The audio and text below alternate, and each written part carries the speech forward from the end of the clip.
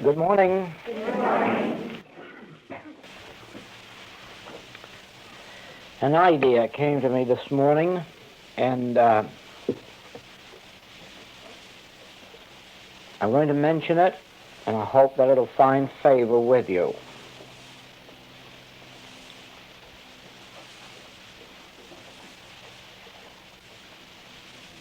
These visits are not as frequent as I would like them to be, nor of as long a duration.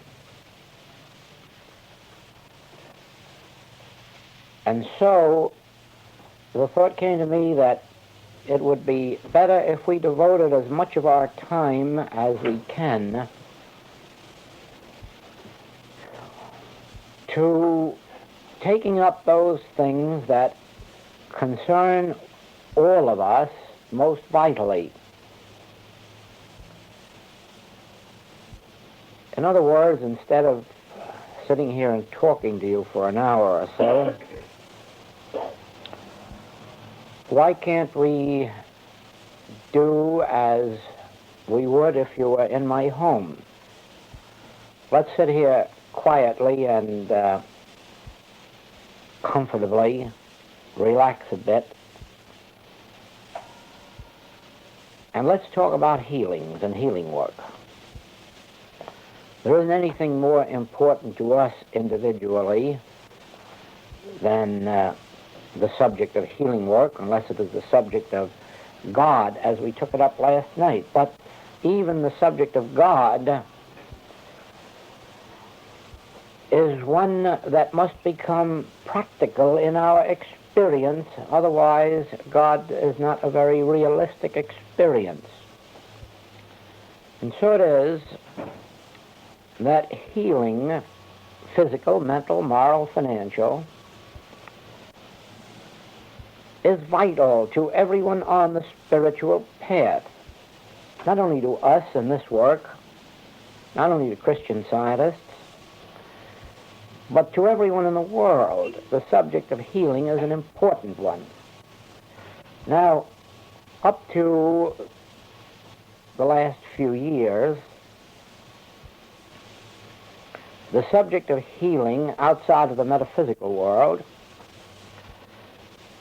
has been relegated to materia medica in one form or another. But in these last few years, the churches and the universities, the Orthodox churches and the universities, have turned their attention more and more to the subject of healing, so that the healing of mind and body and business is considered of as much importance in the church now as in the doctor's office, as much a part of one's religious experience as of one's daily life.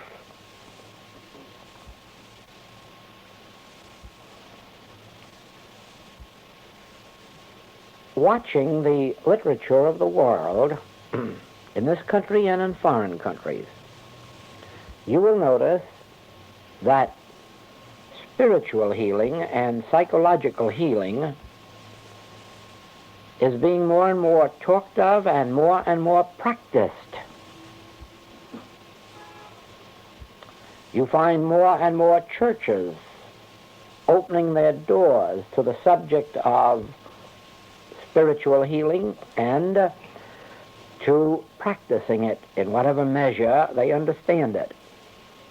Also, you will find now that there are many universities in the United States that not only teach, but hold clinics in what they call spiritual healing and psychological healing, or a combination of these. There are other organizations forming, some have already been formed, devoting themselves to the study, to research work, in the study and the practice of various forms of healing called spiritual healing, psychological healing, psychic.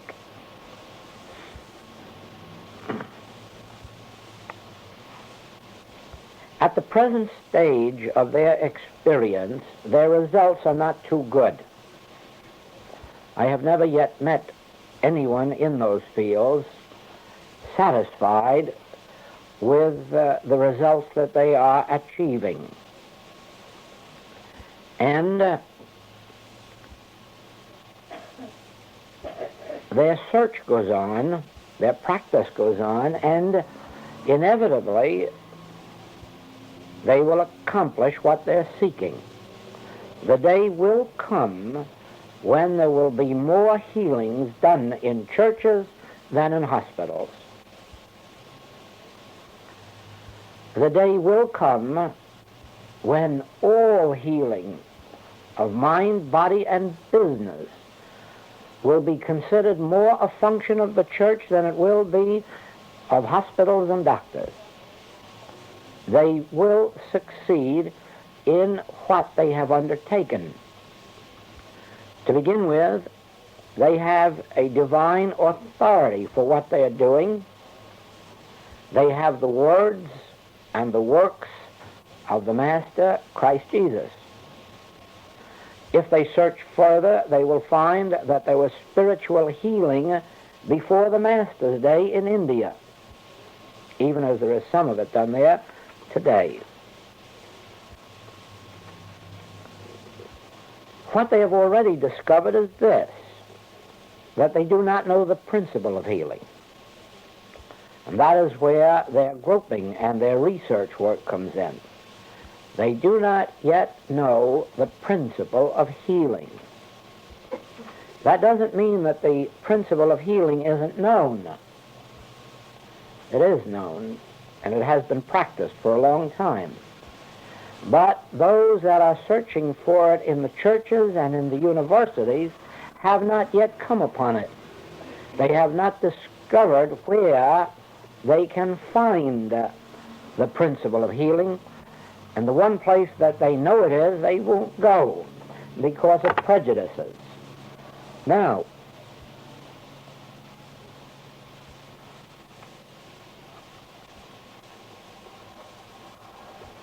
spiritual healing is not accomplished by faith.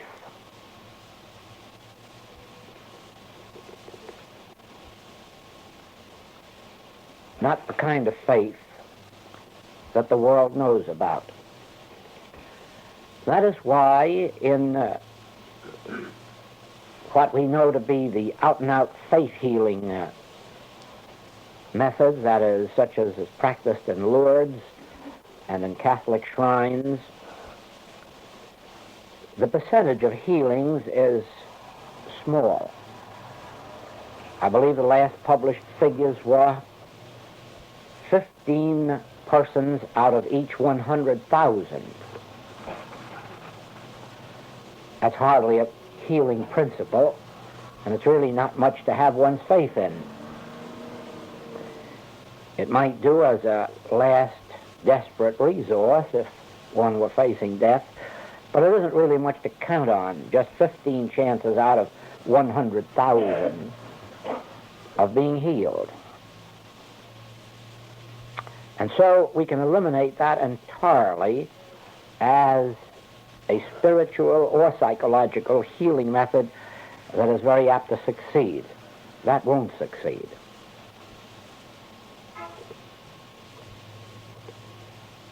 Spiritual healing, then, is not accomplished through faith. It is true that when the Master is asked for healing, he says, "Do you believe that I can do this?" And the answer must be yes, or you are not to expect much in the way of healing. And perhaps in that understanding of the word faith, we will say that faith plays a part. If you say to us in our work. Will you help me? And we say, do you believe that we can do this? And you say, of course, I'm taking all the medicines the doctor recommends, and I'm going to have surgery next week, but I would like your help along with it. I can say to you that such lack of faith will be a barrier to your healing. On the other hand, a blind faith in some unknown power is not a healing agency. In between those two extremes is this degree of faith. When something within you turns you towards spiritual healing and says, this is the way in which I should go, there is a measure of faith that will lead you step by step to the full realization of that which you're seeking.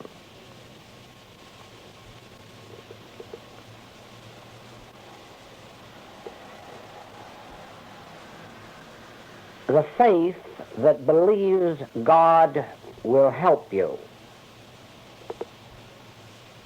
is a time-wasting faith.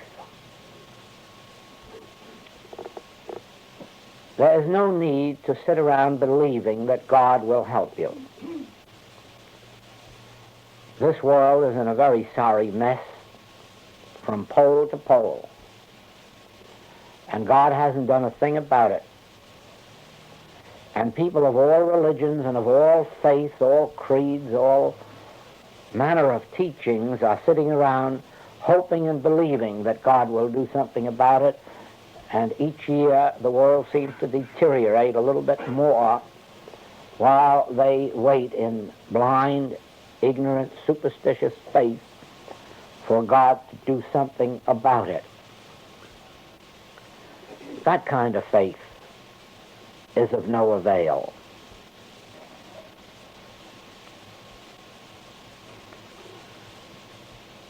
The secret must inevitably be learned. First, that God is. And second, that the nature of God is good. The nature of God is love. The nature of God is wisdom. And the function of God is not only to create an image in its own image and likeness, but to maintain and to sustain that universe, including all men, in that divine embrace of harmony, wholeness, completeness, and perfection. That's the truth about God. But that truth does not necessarily mean that you or I are going to benefit by God's infinite, creative, maintaining, and sustaining being and nature. Because there is yet something for us to do, and that something is this: ye shall know the truth, and the truth shall make you free. You see, it has nothing to do with God. God's work is done. God's work was done in the beginning. 2 times 2 are already 4, but it becomes your function and mine to become aware of that 4-ness.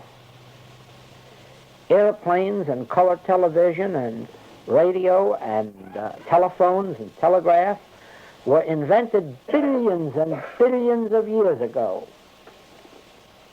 It just awaited for an Edison or a Kettering or a Wright brothers or Alexander Graham Bell to come along and know the truth about those things which had already been evolved, created billions and billions of years ago. There was oil in the ground, has been for thousands of years, of no avail until a use was found for it. But the oil was there, awaiting our recognition, awaiting our knowing of the truth about it and its uses. The principles of automotive engineering have always existed, awaiting an individual's coming along and discovering the truth about it. All of the music, all of the art, all of the literature exists already. All that has ever been known, all that is known now, and all that will be composed and written for the next million years already exist. God can do nothing about it. It existed from the beginning. It becomes necessary for us to become composers or authors or poets and learn how to turn to that spiritual realm within and let God's creation, that which has always existed, come forth. And so it is, to sit around believing that there is a God somewhere, just waiting for you to find the right words or the right book or the right practitioner or the right teaching in order to give you your health or your happiness or supply, is a waste of time. The right book, the right teaching, the right teacher, the right practitioner may bring these into your conscious experience, but don't believe for a minute, never believe for a single minute that God's work is going to be done tomorrow or next year, or that God is going to do something for you tomorrow or next year, which God has not been doing for you since before Abraham was. For God's work is done, finished and complete, but it is unfolding to our conscious awareness in proportion as we learn the truth and how to bring ourselves into harmony with that truth. Now, if you can perceive this point, that the next step isn't up to God, it's up to you and me. It's up to our practitioners and our teachers. Then we will be able to more readily turn to the next step in developing within ourselves an understanding of the nature of spiritual healing. One of the things that is acting as a barrier to these men and women who are devoting so much of their time and effort to research on the subject of spiritual healing is that they are still trying to heal people and heal disease. They have not yet come to what we call the first rung of the ladder in the understanding of spiritual healing. They have not yet reached the very first principle that has to be known before healing works can be accomplished. They are still taking cancer as if it was something different than consumption. They are taking rheumatism as if it was something different than headaches. They are taking poverty, lack, limitation, unhappiness in family life as if they were something different than corns and bunions. And as a matter of fact, they never will reach true spiritual healing until they stop trying to make unhappy people happy, until they stop trying to find a cause for cancer or consumption, and really until they stop trying to find a cure for it. For there is no cure for these things spiritually. There is no way of treating one of these as if they were different than another one. In other words, to treat a person for unhappiness in their marital life, and another person for cancer, and another one for consumption, you would have to learn to treat them all with the same treatment. And then you would begin to perceive the nature of spiritual healing. All of this attempt to find a mental cause for a physical effect is a tremendous waste of time. These people won't accept it at the present time, but they will eventually. They will have to. They will have to, because their very failures will drive them to it. They probably do not know that 60 years ago, there were people in this very country practicing a form of mental healing based on a mental cause for physical disease. And they probably don't know that those people failed so miserably that they had to give it up and change their mode and method of healing. And they probably don't know that those are the only good healers there are on earth today. At least they're the best that have evolved up to this present moment. There was a time when Mary Baker Eddy issued lists of certain mental causes that produced physical diseases. A list that showed that if one had cancer, it came because they were indulging too much hate or jealousy. If they had consumption, it was because they were too sensual. And if they had rheumatism, it was some other reason. But it took Mrs. Eddy about 10 years to discover that she was all wrong. And she recalled all of those lists. One man, one student, refused to give his up. He was going to cling to those until he died. And he died a few years later. Not because he clung to it necessarily, but whatever the quality of thought there was that couldn't grow had to deteriorate. You either have to go forward in this life or backward. You can't stand still. And you have to go forward in spiritual healing and living, because there is no point at which you can say, I have arrived. There is no point ever at which you can say, now I know it. Now I understand it. Now I have it. There is no such point. God is infinite, and that infinity of God is unfolding, and we are receptive and responsive to it in proportion as we are willing to say, regardless of what I knew yesterday, I want something new today. I am not satisfied to live on yesterday's manna. I am not satisfied with the truths that I knew yesterday. Never forget this. God is infinite, and God is unfolding and disclosing, revealing itself infinitely, and the person who stands still believing they've received it all is already dead.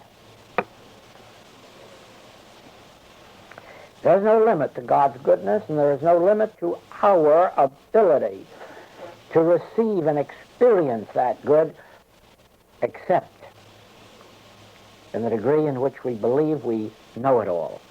Now, Miss Eddy was one of those who knew when she didn't know it all, and who was big enough and brave enough to acknowledge when she was wrong, and she acknowledged her wrong by withdrawing those lists. Those are the very lists which form most of the New Thought teaching of today. They also haven't yet been able to acknowledge their wrong, in spite of the fact that they're doing such poor healing work and so little of it.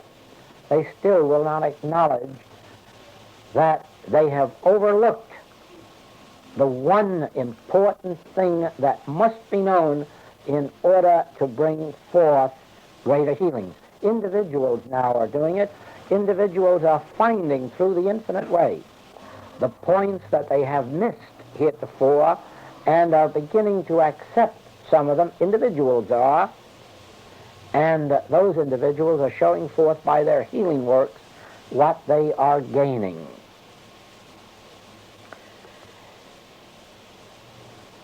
There is a mental cause for a physical effect. Yes, indeed.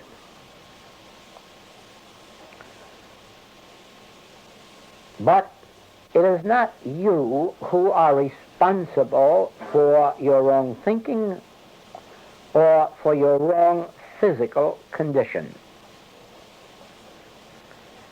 And those who are working from the standpoint that you are in error and that it is your wrong thinking that it is causing your trouble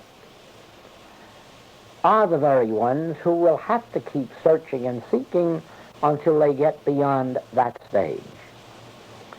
You are no more responsible for your diseases than you are responsible for the wrong thinking that produced them, and you are no more responsible for the wrong thinking that produced them than you are for the effects of wrong thinking, for in both cases you are but a victim of a universal belief, a universal hypnotism, a universal something that has been projected and which you and I have accepted.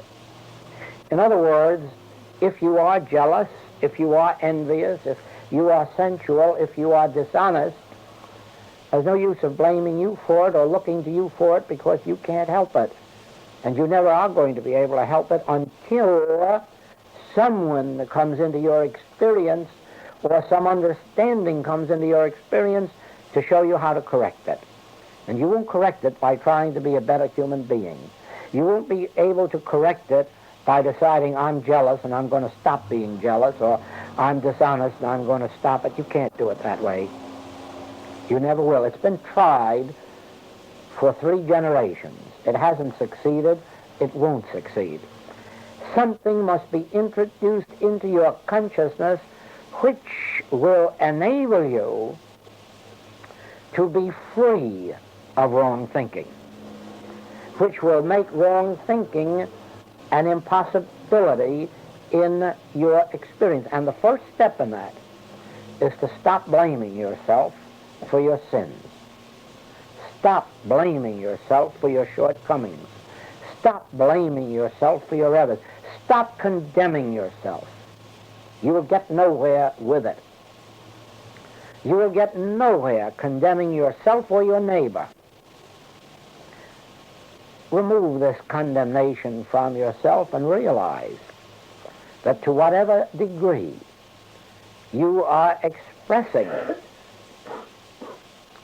negative qualities of mind and body, that you have just been allowing yourself to be imposed upon by world beliefs. Begin to understand that the nature of your being is God. The nature of your being is Christhood. The nature of your being is spiritual being. The nature of your soul is God. The nature of your life is God. The nature of your mind is God. The nature of your body is the temple of God. Your very body is the temple of the living God. Stop condemning it. Stop hating it and stop fearing it. Your mind is an instrument through which God, truth, can flow. Don't condemn your mind, and don't call it a bad mind or a mortal mind or a material mind.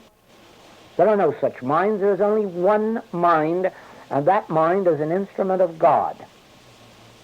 When you stop condemning your mind, you will find that your mind will open and be to you what it should be. If you have had any experience at all with pets or with children, you must certainly know that there is no way to bring out obedience and goodness in them by condemning them and punishing them and telling them how bad they are or how naughty or how wicked. That is no way to bring good out of anything.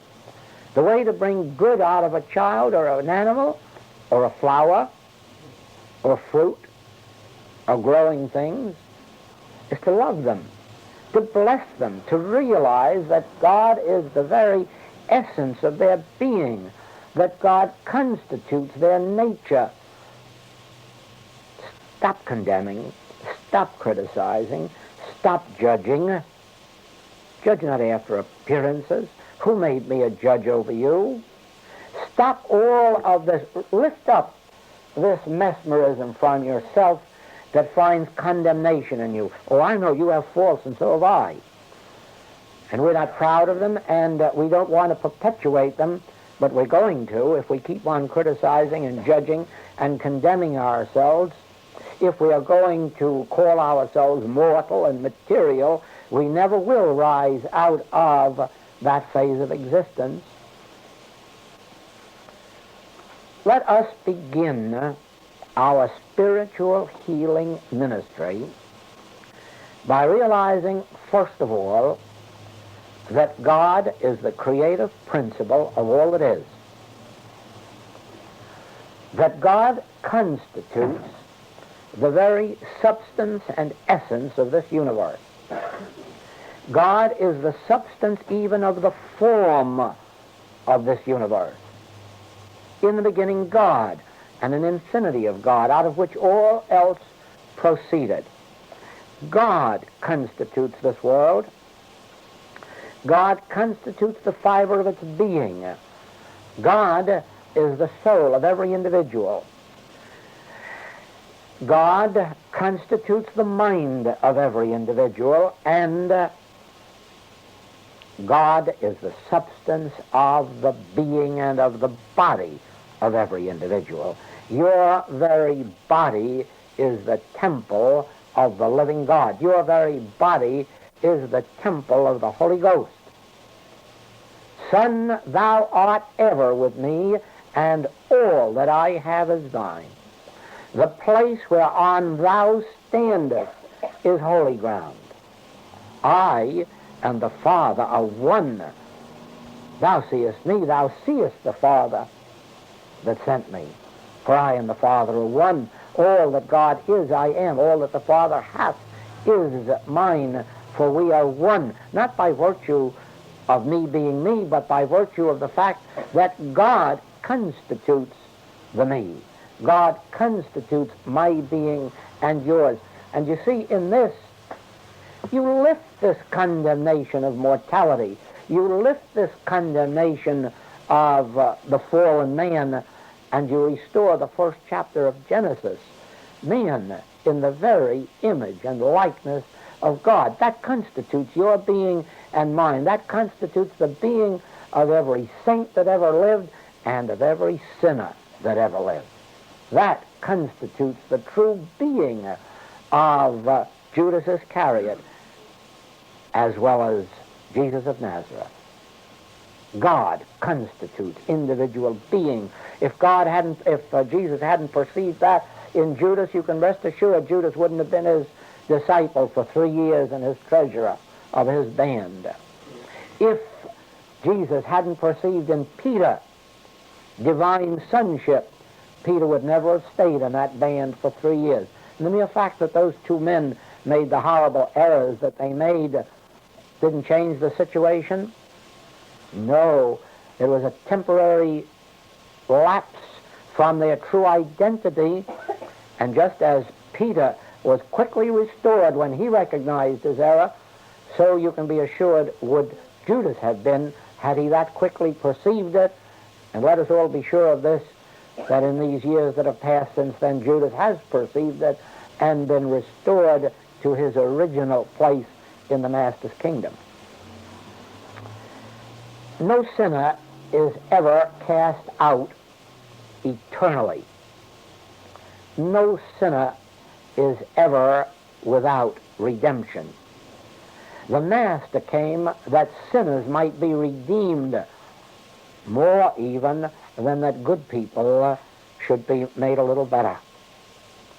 Never forget that one of the great functions of Christ is to redeem, to restore, to regenerate that which was lost, whether it is the lost crops, the lost years of the locust, whether it is the lost health or the lost morals. There's no difference between our morals and our health.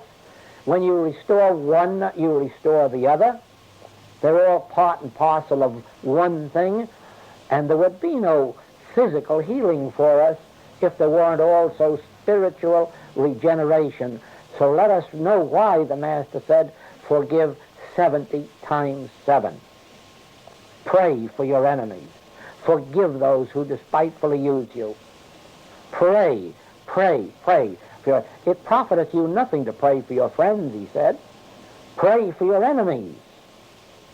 Well, certainly, if you are going to hold man in condemnation to his own faults, you're going to push him further down into the ground where he never will have an opportunity to rise up into wholeness of spirit and of mind and of body. And so if you hope not only to be healed, but to be a part of a spiritual healing ministry, learn, first of all, never to condemn those whom you would help. Learn never to look within them for the error that's holding them.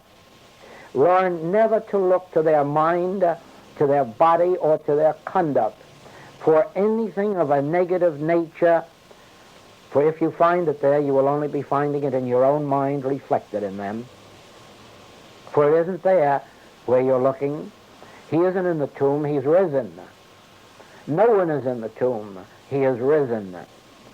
So don't look for error in your patient or in your student. It isn't there. Look into your patient's, your student's heart and mind and find God enthroned.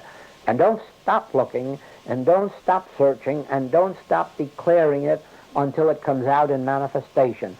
Some of them will give you a hard battle before they yield. But don't you be ensnared by it and come to the conclusion that they're a little too wicked or a little too materialistic or a little too unloving. Don't you be ensnared by appearances so that you judge after appearances. You prove your position in God's ministry by being able to look any and every appearance in the face, even if you have to keep looking at it for years. Keep right on declaring it. Thou art the Christ of God. Thou art pure spiritual being. Christ sits enthroned in thy being. Thy mind is an instrument for God. Your very body is the temple of God. God is the very soul of you. Don't forget to take into consideration all three parts of your patient and your student: the spirit, the soul, the mind, and the body.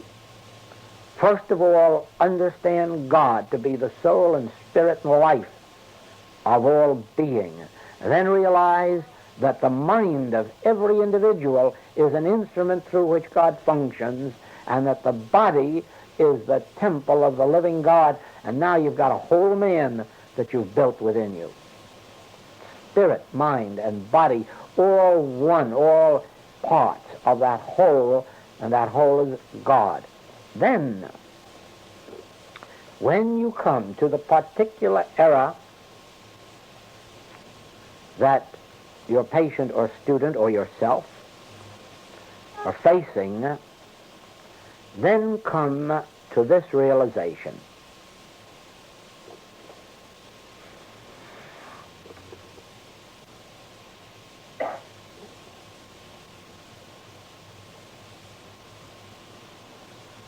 Everything was harmony, everything was peace, and everything was love in the Garden of Eden, until something happened.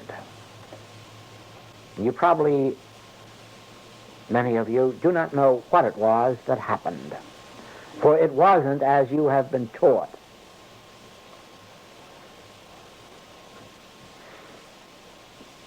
What actually happened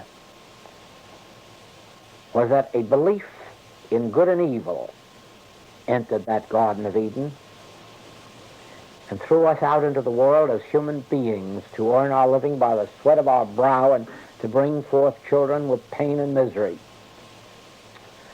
That's what did it all. It had nothing to do with apples, and it had nothing to do with sex. It had to do with a belief of good and evil entering our pure spiritual consciousness, so that we, you and I, all of a sudden decided that something was good and something was evil, someone was good and someone was evil, some things are good and some things are evil, and thereby we were thrown out of Eden. We were thrown out of that harmony. We were thrown out of that divine state of eternal and immortal health and well-being. And that's what you and I are suffering from, and that's what our patients and students are suffering from, the acceptance of two powers, good and evil. You would be surprised what happens in your individual experience for the period of a week or two if you were to faithfully practice the principle that there is no good or evil. You'd find yourself pretty nearly torn apart if you really caught the awareness of what you were doing. For a week or two, you would not be able to live your normal, natural life. You'd be upset, and you'd be in conflict with yourself and with every appearance that you meet. Because at this moment, as you look out, you are very well satisfied with some things and very much displeased with others. There are some things that you like so well you wish you had more of them. And some things you dislike so much you wish you could get rid of. And that's what's causing our trouble. And for a week or two it'll cause a little more trouble when you try to change that situation and come to the realization there is nothing good or evil. Therefore, there is nothing for me to desire, nothing for me to change in myself or in another. There is neither good nor evil. The most difficulty comes when we behold those around us and behold those qualities that we would like to see changed in them and realize that we have to tighten up our teeth and grit them a bit and say, no, it's neither good nor evil.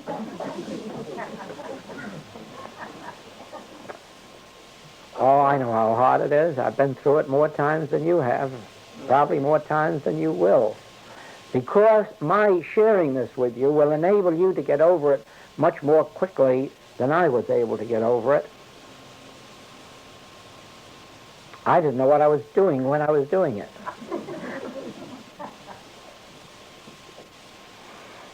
Now, do you know what it means when you have a very sick person in front of you?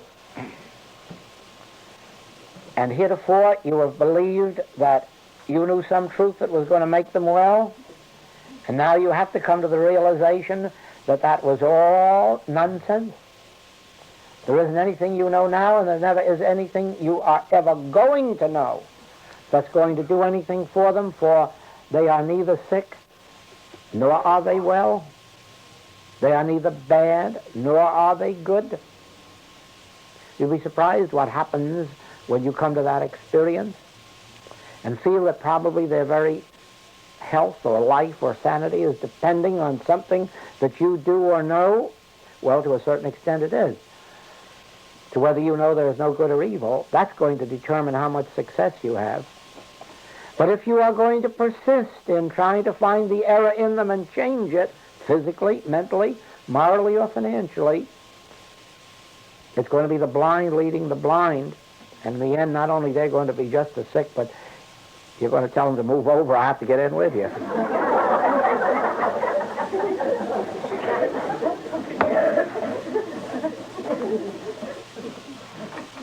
God constitutes this universe, and good is the nature of this universe, and you can't change that.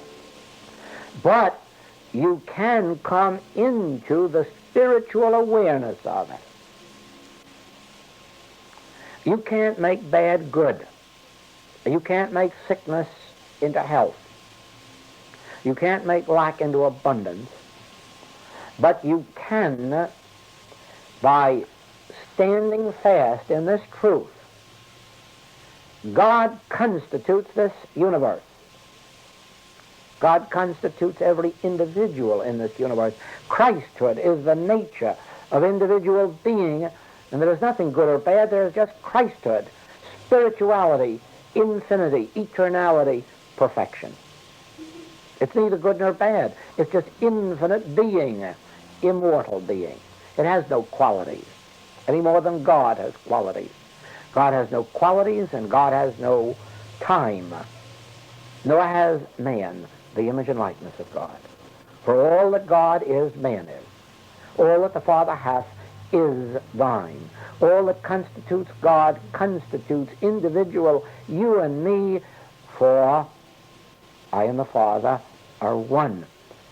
And that means then that Christhood is our identity. Divine sonship is our true identity. And what separates us from that? The belief that there is good and evil, and there is neither good nor evil, there is only God being, spiritual being, perfection. Now, all appearances deny this. I know that as well as you do. We have the appearance of good and we have the appearance of evil. Very fortunately, I have had 3 experiences in prison work in which I have had the opportunity to witness the actual demonstration of harmony through the realization that there are no sinners, not looking to see what made them sinners and trying to correct it, but through knowing that God constitutes the soul and the mind and the body of individual being, and that whatever there is of a negative nature about anyone, any place, any time, is this universal hypnotism which is made up of our belief of good and evil. That has freed more men in prison than I can tell you about. It has freed more people of disease, not only in my work, but in the work of those of my students who have been able to see through this principle and practice it. Now, as you know, we don't give testimonies in this work for the simple reason that to us it makes very little difference whether one is healed of a cancer or one is healed of a simple cold or headache. All those things are unimportant. The important thing is that the principle worked. And if the principle works with the tiniest headache, indigestion, or cold, or pimple, it's going to work with the biggest cancer or consumption that ever was, for the nature of all of them is just the same. It's the nature of the belief of good and evil. And I've seen one removed just as well as another removed. I've seen all forms of discord changed, remedied, improved, and often healed completely. Whole lives regenerated through the ability to stand in this realization. I'm not here as my brother's keeper to make him better than he is, or richer than he is, or healthier than he is, but to know his true identity and give him what he lost thousands of years ago, his divine sonship. Restore to man that which was originally his, immortal selfhood.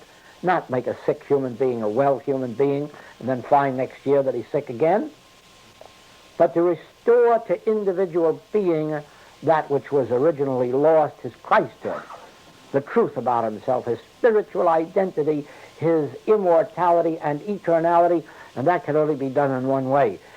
Stop praising and stop condemning. Stop looking for good and stop looking for evil, and stand fast in the realization of Christhood, divinity, the divinity of individual being.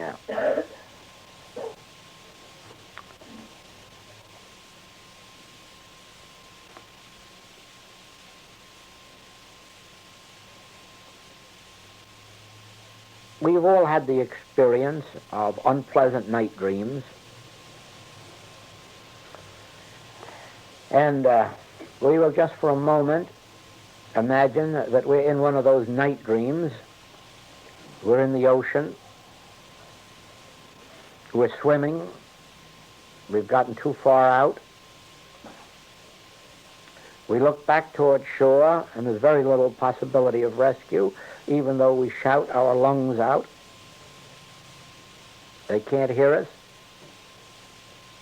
And so comes a fear, and old self-preservation goes to work, and we struggle, and we strive to get through that ocean.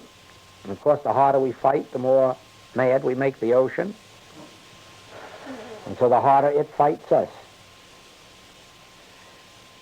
And really, only one thing's going to happen. We're going to drown. Except for one wonderful thing. In our fight, we shouted, and someone heard us and came over and shook us and woke us up. And the drowning self disappeared, and the ocean disappeared, and the struggle disappeared, and we found that we never had left our comfortable homes. And we breathed a sigh of relief. Oh, it's so good to be home. This is the nature of spiritual healing. Whether you are struggling with some form of sin, false appetite, disease, poverty, unemployment, unhappiness in the home, stop struggling and wake up. Wake up to your true identity. You are not a swimmer in a deep ocean, and you are not a sufferer in sin and disease. You are the Christ of God, the child of God, and the very error that you are fighting, you are perpetuating by your fighting, and you're perpetuating it in the degree of your fighting, making it incurable eventually by the very degree of your fighting it, whereas relaxing in the realization that in all this universe, God never placed good or evil, but only his own indivisible, spiritual selfhood, which is you and me. God's own undivided selfhood is individual you and me. No need to struggle. Rest. And rest in the realization that you have been hypnotized by two words, good and evil, and in desiring the good and wanting to get rid of the evil, you have perpetuated a little good in your life and a lot of evil. Whereas divine harmony is our ultimate fate. Divine harmony is the fate of every individual, whether they are living in good health or bad, whether they are living in saintliness or sinfulness. Our ultimate harmony, our ultimate destiny is divine harmony when we awaken. For when we awaken, we will see him as he is. And we'll be satisfied with that likeness. When we see each other as we really are, inside and underneath, when we really see each other as we really are, divine sons and daughters of God, and when we begin to understand that the only thing preventing our demonstration of our Christhood are those nasty little words, good and evil. And we begin to look out and realize, no longer will I judge good and evil. No longer will I see good and evil.